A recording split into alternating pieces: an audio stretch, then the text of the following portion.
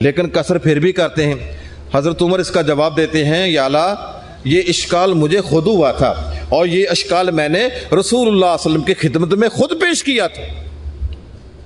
تو آپ نے جواب دیا تھا، صدقۃ تصدق اللہ بہا علیکم، یہ اللہ کی رخصت ہے، اللہ کا صدقہ ہے جو اس نے تم پر کیا ہے، تم اللہ کے صدقے کو قبول کرو۔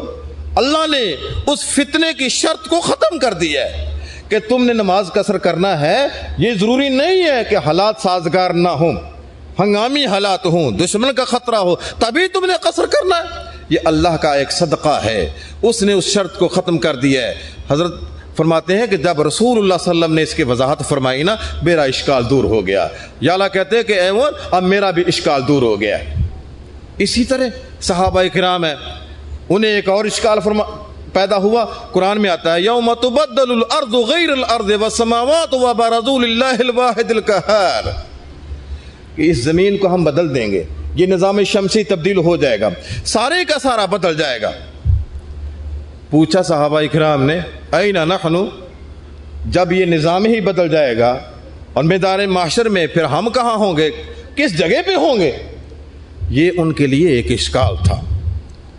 تو رسول اللہ صلی اللہ علیہ وسلم نے فرمایا کہ ہم اس وقت علی جسر جہنم، جہنم کے اوپر جو پرسلات بچھایا جائے گا نا، جو ادق من الشعر واحد من السیف، جو بال سے زیادہ باریک اور تلوار کی دھار سے زیادہ تیز ہوگا، لوگ اس وقت جہنم کے پل پر ہوں گے، پل سراج جسے کہتے ہیں۔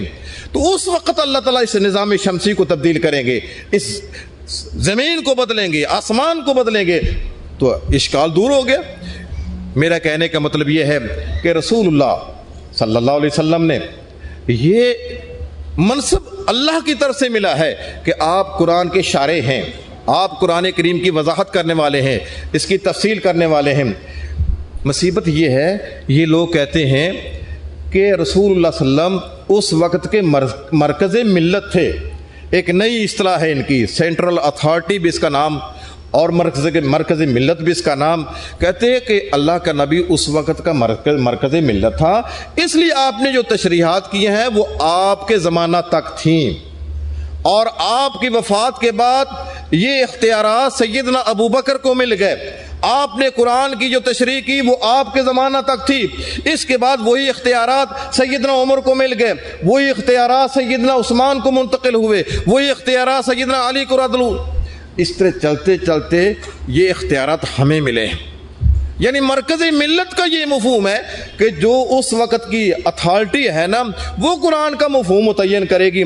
رسول اللہ صلی اللہ علیہ وسلم کے جو بیان کردہ احادیث ہیں وہ آپ کے دور تک کے لیے، آپ ان کی کتابوں کو پڑھیے نا تو یہ پتہ چلتا ہے کہ یہ لوگ اس مرکزی ملت کا مفہوم کس قدر عام کرنا چاہتے ہیں اور کس قدر گمراہی پھیلانا چاہتے ہیں کہ قرآن کی تشریح وہ دائمی نہیں ہے، جو احادیث میں موجود ہے اس میں تبدیلی کی جا سکتی ہے، اس میں ترمیم کی جا سکتی ہے۔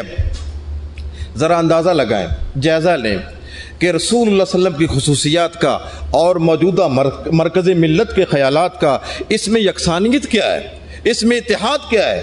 اب ہم دیکھتے ہیں کہ رسول اللہ صلی اللہ علیہ وسلم کی اطاعت، اس کی کچھ خصوصیات بھی ہیں، اگر وہ خصوصیات اس مرکز ملت میں پائی جاتی ہیں پھر تو تسلیم کر لیں گے، اگر وہ خصوصیات نہیں ہیں تو پھر یہ ان کا ایک ڈکونسلہ ہے اور اسلام کے خلاف ایک سازش ہے، اور یہ لوگ کسی کی سازش کا شکار ہیں۔ یہ لوگ احادیث کو ایک طرف ہٹا کر اس قرآن میں اپنی منمانی کرنا چاہتے ہیں اور اسلام کے چہرے سے دھبے دور کرتے کرتے اسلام کو مسخ کرنا چاہتے ہیں۔ رسول اللہ صلی اللہ علیہ وسلم کی یہ اتھارٹی ہے کہ آپ جو فیصلہ کر دیں اس فیصلے کو کسی عدالت میں چیلنج نہیں کیا جا سکتا۔ ہماری تو یہ ہے نا، اگر نچلی عدالت نے کوئی فیصلہ کیا ہے تو سپریم کورٹ میں آپ کر اس کو چیلنج کر دیں، آپ اوپر چڑھتے چلے جائیں، لیکن رسول اللہ صلی اللہ علیہ وسلم کا یہ آپ کا یہ امتیاز ہے، آپ کی یہ خصوصیت ہے کہ آپ کا فیصلہ آخری فیصلہ ہے، اور آپ کے فیصلے کے بعد کوئی ایسی عدالت نہیں ہے جہاں جا کر ہم آپ کے فیصلے کو چیلنج کر سکیں۔ اگر ہم ایسا ذہن رکھتے ہیں کہ آپ کا فیصلہ قابل ترمیم ہے، اس کو کسی عدالت میں چیلنج کیا جا سکتا ہے، تو قرآن کی نظر میں وہ انسان مومن ہی نہیں ہے۔ کیا یہ اتھارٹی موجودہ مرکز ملت کو بھی ہے کہ اس کے فیصلوں کو اگر چیلنج کر دیا جائے، کسی عدالت میں ان کو چیلنج کرنے کے بعد کہا جائے کہ ہم ان کو نہیں مانتے، کیا ان کے فیصلے بھی ایسے ہیں کہ وہ کفر تک پہنچا دیں گے ہمیں؟ قرآن کریم کہتا ہے فَلَا وَرَبِّكَ لَا يُؤْمِنُونَ حَتَّى يُحَكِّمُوكَ فِي مَا شَجَرَ بَيْنَهُمْ۔ اے میرے حبیب، آپ کے رب کی قسم ہے ان میں سے کوئی مومن نہیں ہو سکتا ہے، کب تلک؟ حَتَّى يُحَكِّمُوكَ فِي مَا شَجَرَ بَيْنَهُمْ، یہاں تک کہ اپنے تنازعات میں، اپنے جھگڑوں میں، اپنے اختلافات میں اے میرے حبیب آپ کو چیف جسٹس کی حیثیت نہ دے دیں، اور ایسا چیف جسٹس جس کے فیصلے کو کسی عدالت میں چیلنج نہ کیا جا سکتا ہو۔ قرآن کہتا ہے نا حَتَّى يُحَكِّمُوكَ فِي مَا شَجَرَ بَيْنَهُمْ ثُمَّ لَا يَجِدُوا فِي أَنفُسِهِمْ حَرَجًا مِّمَّا قَضَيْتَ۔ فیصلہ قبول کر لیا لیکن دل میں کٹن ہے، دل میں چبھن ہے، دل میں یہ گھٹن کہ یہ فیصلہ میرے خلاف کیوں ہے۔ فرمایا کہ اگر فیصلہ قبول کرنے کے بعد دل میں گھٹن بھی رکھی ہے تب بھی ایمان نہیں، وَيُسَلِّمُ تَسْلِيمًا، دل کی گہرائیوں سے اس کو مان لیں۔ یہ تو ہے رسول اللہ صلی اللہ علیہ وسلم کی خصوصیت۔ کیا اس کے علاوہ کسی اور کو بھی یہ خصوصیت ہے کہ اس کے فیصلے کو نہ ماننے تو وہ انسان کافر ہو جائے؟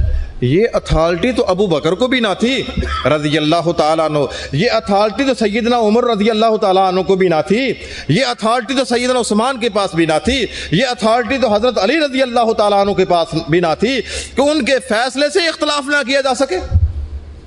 سیدنا ابو بکر رضی اللہ تعالیٰ عنہ کے پاس ایک عورت آتی ہے اور کہتی ہے یا امیر المومنین، میرا پوتا فوت ہو گیا ہے، کیا اس کی وراثت سے مجھے کوئی حصہ ملے گا؟ آپ نے فرمایا کہ لا اجد لک فی کتاب اللہ شیئا، اے بڑھیا، اللہ کی کتاب کو میں نے تلاوت کیا ہے، مجھے اللہ کی کتاب میں تیرے لیے کچھ نہیں ملا ہے۔ یہ فیصلہ ابوبکر صدیق رضی اللہ تعالیٰ عنہ کا کہ جو دادی ہے نا اس کو پوتے کی جائیداد سے کچھ نہیں ملتا ہے، یہ فیصلہ کیا ہے۔ سیدنا ابو سعید خدری رضی اللہ تعالیٰ عنہ وہ کھڑے ہو جاتے ہیں، اے ابوبکر صدیق آپ کا فیصلہ صحیح نہیں ہے، کیوں کہ رسول اللہ صلی اللہ علیہ وسلم کے فیصلے کے خلاف ہے۔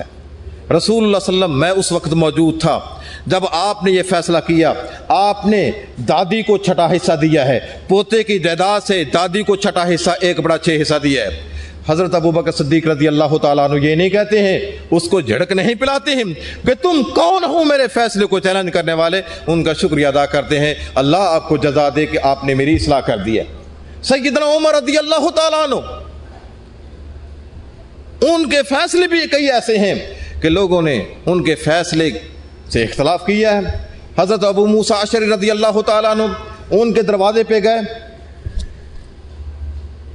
ان کے دروازے پہ گئے اور 3 دفعہ دستک دی، دستک دینے کے بعد جواب نہ آیا، پیچھے چلے آئے۔ حضرت عمر رضی اللہ تعالیٰ عنہ کسی کام میں مصروف ہیں، بعد میں پتہ چلا کہ دروازے پر کوئی انسان آیا تھا، تو جب دروازے پہ آئے تو ابو موسیٰ اشعری واپس ہو چکے تھے۔ پوچھا کہ یہ کون تھا اور کیوں واپس ہوا؟ ان کو بلایا، کہنے لگا کہ یہ رسول اللہ صلی اللہ علیہ وسلم کی حدیث ہے، جب 3 دفعہ دروازے پہ دستک دی ہے، آگے سے کوئی جواب نہیں آتا ہے تو واپس چلے آؤ۔ میں واپس آ گیا۔ فرماتے ہیں کہ اللہ کے نبی کی حدیث ہے؟ فرمایا کہ ہاں۔ تو یہ حدیث مجھ سے کیسے مخفی رہ گئی؟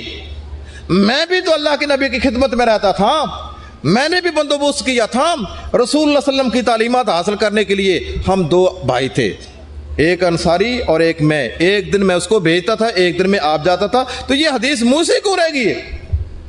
فرماتے یہ اے عمر، ہمارے چھوٹے چھوٹے بچوں کو بھی اس حدیث کا پتہ ہے۔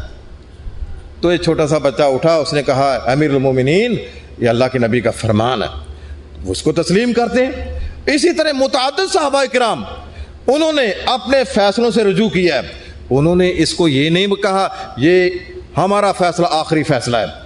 جب صحابہ کرام ان میں سے افضل ترین صحابی سیدنا ابو بکر، سیدنا عمر، سیدنا عثمان، سیدنا علی رضی اللہ تعالیٰ عنہ، جب ان کے فیصلے اپنے کیے ہوئے فیصلے سے جب وہ رجوع کر لیتے ہیں، اس کا مطلب یہ ہے کہ ان کے فیصلے اگر سنت کے خلاف ہیں تو ان کو تسلیم نہیں کیا گیا۔ تو یہ مرکز ملت جو ہے یہ اتنا بڑا ہے کہ رسول اللہ صلی اللہ علیہ وسلم کے فیصلے تو زندگی تک رہیں اور ان کے فیصلے دائمی ہو جائیں۔ میرے بھائی یہ بڑی خطرناک قسم کی اصطلاح ہے جو ان لوگوں نے گھڑی ہے، اور یہ حدیث کے خلاف اتنی بڑی گہری سازش ہے۔ اصل میں یہ قرآن کریم میں اپنی منمانی کرنے کے لیے حدیث کا انکار کیا گیا ہے، وگرنہ میرا دل تو چاہتا تھا کہ یہ میں ثابت کرتا جس طرح اللہ کا قرآن وحی ہے، ہمارا یہ عقیدہ ہے کہ نبی کریم کی احادیث بھی وحی ہیں۔ رسول اللہ صلی اللہ علیہ وسلم نے جو کام کیا ہے، جو بات کہی ہے، اس کی بیس، اس کی بنیاد وحی ہے۔ احادیث میں ایک طرف رکھ دیں آپ، قرآن کریم سے 20 آیات ایسی ہیں جو یہ بتلاتی ہیں کہ اللہ